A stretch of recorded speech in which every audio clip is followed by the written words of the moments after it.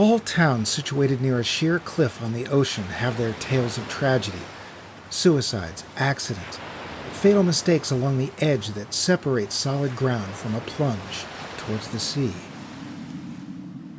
According to legend, only 5 years after the founding of the village, a family of 4 decided to picnic close to the edge of the overhang and take in the view.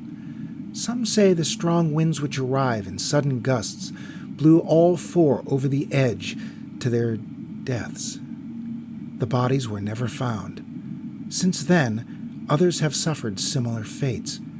It was almost as if, once the sea had tasted human flesh, that it hungered to feast on additional tragedy. There is a disturbing pattern to it all. A person in the village begins to change.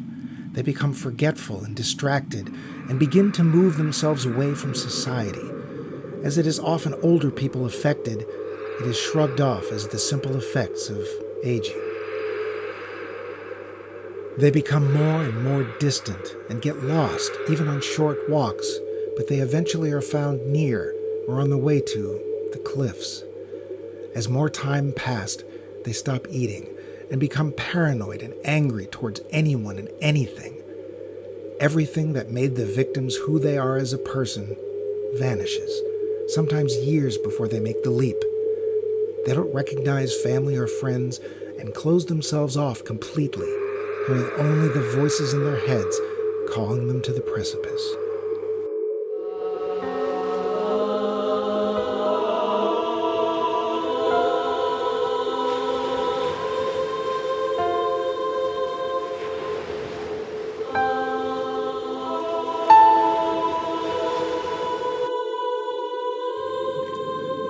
The plague affecting the town was sporadic, and years or even a decade can go by with no sign of it. My elderly aunt was the first I knew personally infected by the call.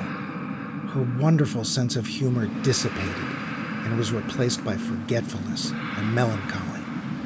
We found her at the precipice and pulled her back many times, but in the end, she found her way to the water on a moonlit night after escaping her locked bedroom. 5 years later, my best friend began his march towards oblivion. He fought it and shot himself on the way to the cliff.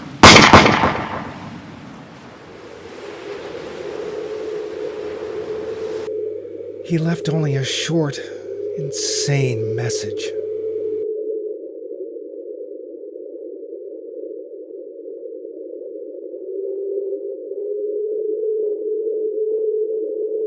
"18 years after his suicide, I find myself missing him, my aunt, and a few others that followed. As I realize the toll their deaths have taken on me, I find myself at the edge of the cliffs more often, looking for signs of what happened. In my grief, I've become easily irritated and distracted. The villagers keep following after me and taking me back to my house before I can find anything. I don't trust them. I don't know who these people are anymore. It doesn't matter.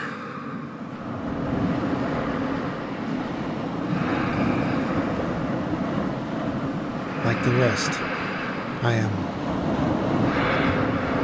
lost."